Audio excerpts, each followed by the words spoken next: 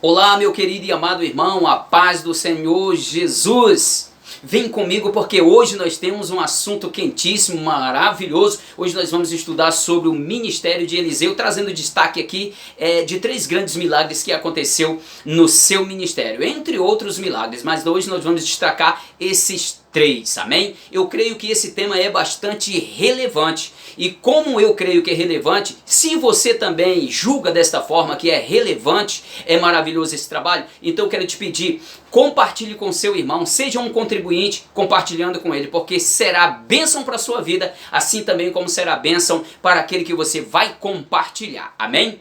Eu sou o pastor Arlindo e congregamos aqui na Assembleia de Deus, na Rua São Geraldo, em Bom Sucesso, aqui no Rio de Janeiro. Esta igreja é presidida pelo nosso querido pastor Eliseu Alves, aquele também que preside a nossa convenção estadual, a saber, a CEADERJ. Eu quero te convidar, venha conosco porque o assunto será importante. E o tema de hoje, falando sobre o ministério de Eliseu, nós temos aqui um texto áureo para nortear todo esse estudo de hoje. Eu gostaria de ler que está aqui no segundo livro dos Reis, capítulo 3, versículo 11, que diz assim, ó: E disse Josafá, não há aqui algum profeta do Senhor para que consultamos ao Senhor por ele?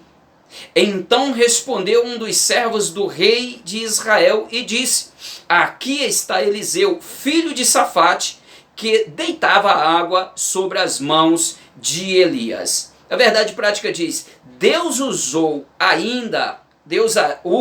e ainda usa seus servos para realizar milagres. Basta ter fé, confiança no Senhor, que Ele opera maravilhas.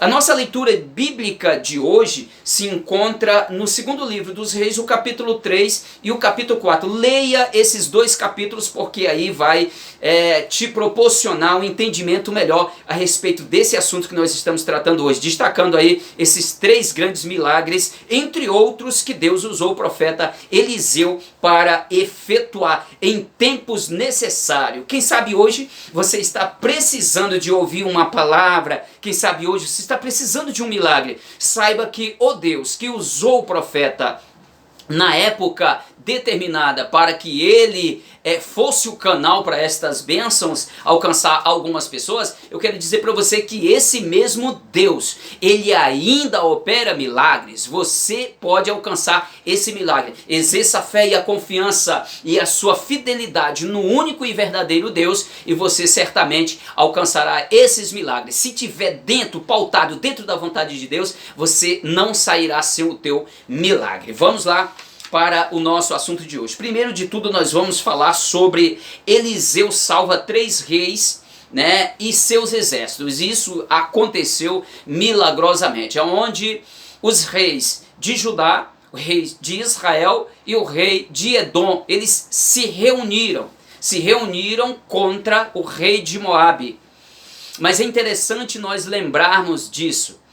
Nós falarmos aqui sobre a aliança. Então Josafá, ele fez aliança com Acabe e agora, sucessivamente, vai fazer aliança com Jorão, filho de Acabe. Esse era o rei de Israel que estava envolvido nesta batalha, nesta guerra. Mas Josafá sempre teve o seu lado espiritual. Lembramos que o rei de Edom não tinha nada a ver com Deus, eles eram um rei vassalo de Israel. E o rei de Israel era Jorão. Jorão não tinha compromisso com Deus. Jorão era filho de Acabe, Jorão filho de Jezabel. Esses pais não passaram exemplos espirituais, valores da nação de Israel, do Deus de Israel.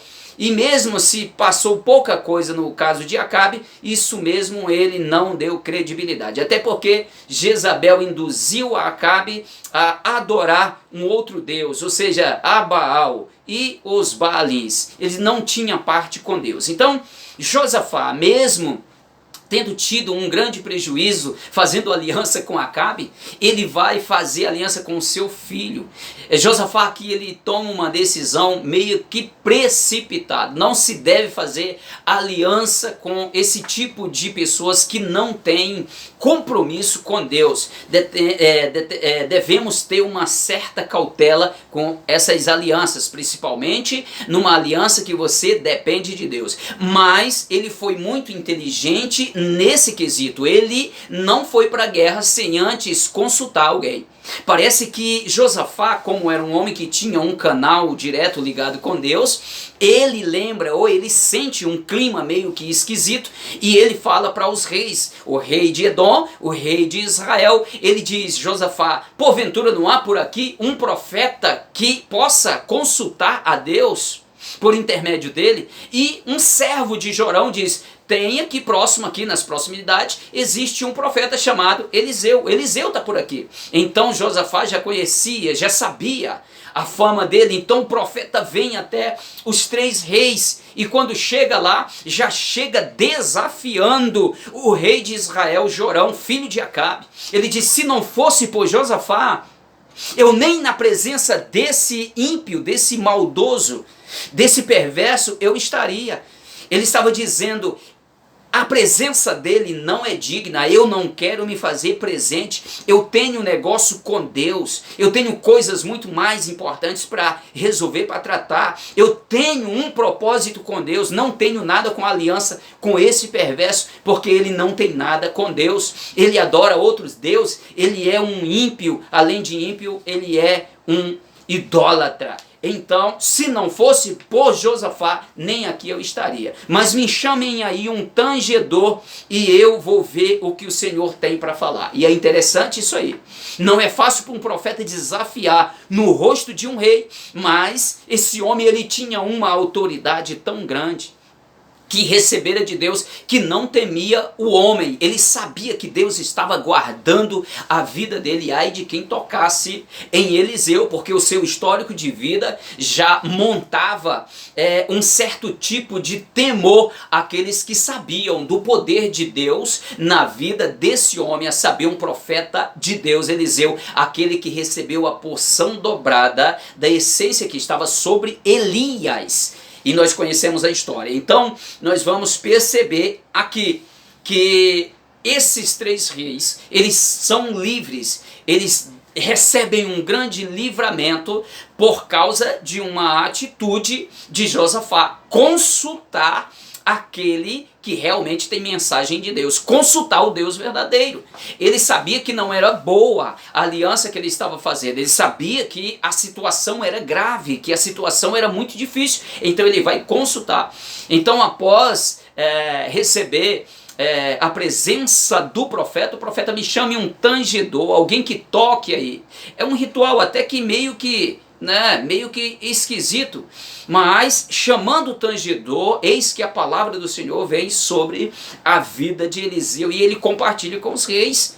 Ele vai dizer: olha, hoje mesmo verás, cave covas no vale, cave não poucas, muitas covas, porque Deus vai encher esse vale de água. Vai ser tanta água que vai dar água para vocês e para todos os vossos animais e o exército também de vocês. No dia seguinte, vocês vão ver. E assim eles fizeram. No dia seguinte, como foi profetizado, assim aconteceu. O grande milagre, o vale foi tomado de água. Deus deu aquele suprimento de água ali naquele local, sem chuva, sem orvalho. Milagrosamente a água brotou do chão. Eles feriram a água, eles feriram a terra, abrindo buracos, e dali subiu a água, criou fonte, enchendo todo o vale de água. E ele disse mais: e vocês também voltarão vitoriosos desta batalha. Além de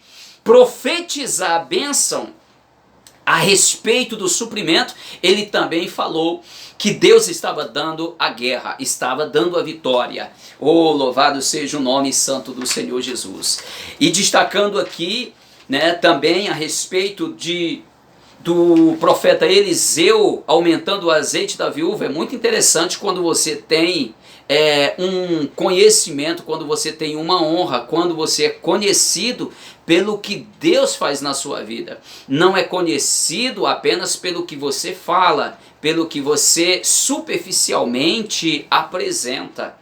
Não é por fazer parte de uma comunidade, fazer parte de um padrão político ou coisa dessa natureza, que isso ventila o nosso nome, estamos aí nos jornais, nas mídias.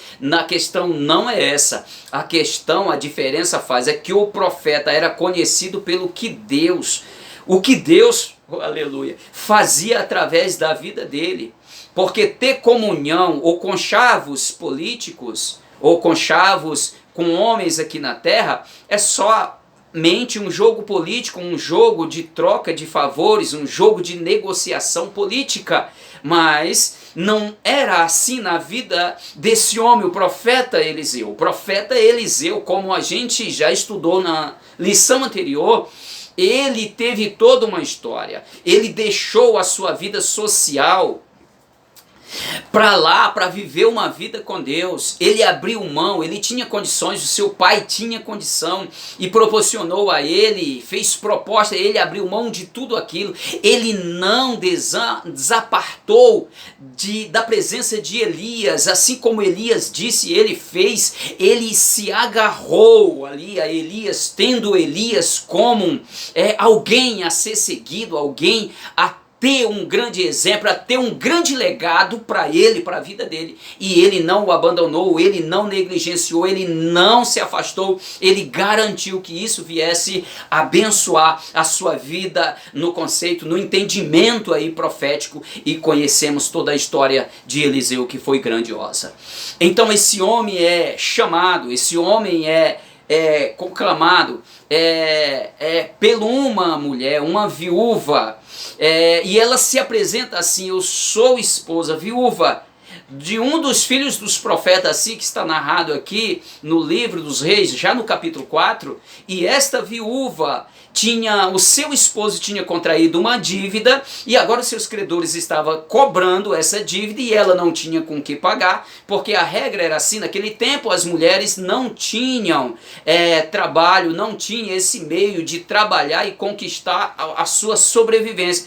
Quem sustentava ela era o marido morreu, ficou 2 filhos, e agora ela é responsável pela dívida, mas sem nenhuma condição de pagar. Então os credores ameaçaram a levar os seus 2 filhos para trabalharem como escravos para quitar a dívida que esse falecido tinha com eles, e ela vai pedir uma ajuda ao profeta, porque era viúva de um dos filhos dos profetas. Quem era filho dos profetas? Eram alunos da escola de profeta que ficava ali em Gilgal, provavelmente fundada pelo profeta Samuel. Então o grito, o pedido de socorro daquela mulher, pedindo: olha e conta a história. Eu, o teu servo, era fiel, era um dos filhos dos profetas, era um aluno, é um futuro profeta, era aqueles que seguia os profetas. Profeta, professor no caso de Eliseu aqui, era chamado de pai, era chamado de instrutor, de pai. Então, filho dos profetas ou filho do profeta era filho espiritualmente, ou seja, ministerialmente, de Eliseu, aquele que dava o exemplo, como Elias deu o exemplo para ele. E ele vai trazer a solução, e conhecemos a história, que ele pega e ordena aquela mulher: pois declara-me o que tu tem em casa. Ela disse: não tenho nada senão um pouco de azeite em uma botija, ou seja, ela tinha. Então logo ele pensou: é dali que vai se tornar uma fonte para o sustento, para tirar esta mulher da crise. Quem sabe você está passando por uma crise e você não sabe como vai sair dela. Você foi à fonte correta? Você foi à fonte certa? Você apresentou a sua causa a Deus? Você desprezou o que você tem em sua mão, o seu talento, aquilo que você tem? De repente você estudou tanto e hoje você está desempregado, você está qualificado para alguns trabalhos de relevância nessa sociedade, mas você está desempregado. E alguém pergunta: o que tu tens hoje? Você diz: eu não tenho nada senão dívida, eu não tenho nada senão um problema, estamos em crise. Olha para a tua capacitação, olha para aquilo que você foi formada, apresenta a fonte certa, pois a fonte certa Deus vai te dar, é Deus que vai te orientar a respeito desse assunto. Eliseu dá a fonte a orientação certa e mostra de onde será a fonte para a saída desta crise e a saída para toda essa problemática que ela estava passando, que era dos seus filhos serem levados pelos credores. Além de estar passando fome e necessidade, e os seus filhos seriam levados pelos credores. Então, ele falou, declara-me o que tem em casa, e ela vai dizer, não tem nada senão um pouco de azeite numa botija. Então, faça isso. Toma vaso emprestado, entra na tua casa, fecha a porta e peça vasos ao vizinho. E tu deitará azeite nos vasos vazios do vaso que estava com pouco de azeite. Ou seja, ele disse, tu deitará, não é para passar para ninguém, é você, a responsabilidade é sua para que o milagre aconteça, é segundo a ordem de Deus. Se Deus dissesse era o filho tal mais velho, então seria ele. Se Deus dissesse é o filho mais novo, seria ele. Mas Deus disse assim, você deita azeite do pote, ali da botija, nas outras botijas vazias. Então é assim, e assim aconteceu. Recebendo o milagre, ela foi falar para o profeta também. Ela declarou para o profeta o que tinha acontecido e pediu um conselho, e ele deu conselho, vende o azeite, paga a tua dívida e vive do resto. Então, aquele que dá a ordem, aquele que nos proporciona o milagre, aquele que aponta a fonte para nós, ele também tem dignidade de ser comunicado, que nós recebemos a nossa bênção. Receba também a orientação dele. Às vezes a gente recebe a bênção, pedimos tanto a Deus uma coisa, mas não pedimos a orientação como administrar, e às vezes isso torna-se um desastre em nossa vida. Meu Deus, às vezes nós ansiamos tanto por esse milagre, mas esquecemos de pedir a Deus a orientação como administrar o milagre, e isso acontece prejuízo na nossa vida. Não esqueça de pedir a orientação da administração. Você não teve coragem de pedir para que o Senhor mostrasse a fonte para sair da crise? Então peça a Ele também a direção da orientação, a orientação de Deus para a administração. E assim aconteceu na vida dessa mulher. Outro fato foi a questão da morte da panela. Em Gilgal, na escola dos profetas, estavam reunidos pessoas, muitos filhos dos profetas, alunos, talmidim, alunos, aprendiz, estavam ali. Essa palavra talmidi do grego, do hebraico, talmidi, aluno, eterno aprendiz. Então, talmidim, quer dizer no plural, aqui está dizendo no plural. Talmid é singular, talmidim, o M acrescentado, dim é plural, falando aqui a respeito dos filhos dos profetas, os eternos aprendizes.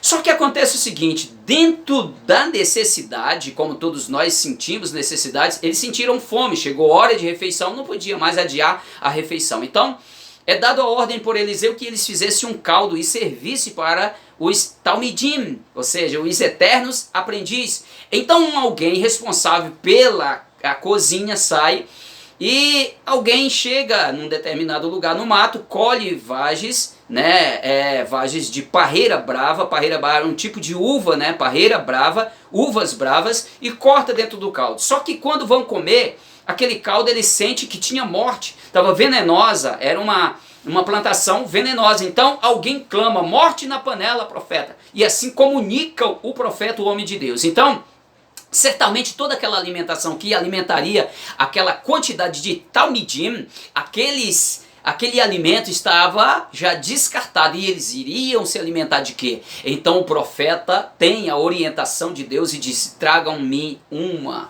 porção de farinha. E ele deita farinha na panela e a morte sai da panela. É como se fosse um ingrediente para dar ainda mais sabor e sustância àquele alimento, aquele caldo. E eles se alimentam agora sem nenhum problema, milagrosamente. O que farinha causa? Farinha, isso é provado cientificamente que farinha cura, tira veneno de alguma coisa? Não. Não está isso provado cientificamente, porque o milagre vem de Deus. Ele poderia deitar sal, poderia deitar água, qualquer coisa, mas ele pediu farinha, deitou farinha na panela e a morte, o veneno foi cessado. É como um antídoto e logo ficou tudo pronto para alimentação. Portanto, criando esta palavra aqui como uma figura, saiba que aquilo que você apresenta a Deus, consagra a Deus em agradecimento como alimento, não vai te fazer mal. Claro que nós temos que usar prudência. Você ouve o seu médico e ele te proíbe de comer uma alimentação tal, não vá comer a alimentação tal se a sua fé não for o suficiente para te fazer comer e nada acontecer. Então, para que haja aqui, usando aqui de bom senso, eu te aconselho que você ande segundo a recomendação dos médicos, porque atos milagrosos é necessário exercer a fé, e às vezes a nossa fé não é o suficiente para provocar tal milagre. Então é isso, é segundo a fé, e tudo é possível ao que crê, mas se eu digo que crê, que a fé, se eu expressar que tenho fé, mas o meu coração não crê para isso, então aquela fé não existe. A fé, ela é provada. A fé, ela não é apenas expressa. Ela é expressa, mas muito além da expressão verbal, ela é a essência do coração. Acreditar é como se segurasse, é como que cravasse, é como se selasse, como se agarrasse, assim como Jacó segurou o anjo lá no Val de Jaboque. É acreditar que o milagre vai acontecer, e assim de fato acontece. Então, usando o bom senso, então vamos fazer da seguinte forma: obedeça às orientações médicas, mas se a sua fé tiver que contradizer em momentos extremo e você tem fé para tal, esse milagre vai acontecer. Mas como um bom senso, é necessário aqui a gente acreditar, a gente seguir as ordens médicas, científicas. Amém? Deus abençoe a sua vida. Eu quero te pedir uma vez mais, seja um colaborador desta obra, compartilhando com seu irmão e o seu amigo, porque é uma obra relevante. E eu creio, se você assim considera também que é uma obra importante e relevante, então compartilhe, porque certamente você vai estar abençoando pessoas por intermédio desta ferramenta. Deus em Cristo te abençoe. E fica conosco até a volta de Cristo Jesus e até a próxima aula, assim querendo o nosso Deus. Fica com o Senhor e fica em paz, em nome de Jesus.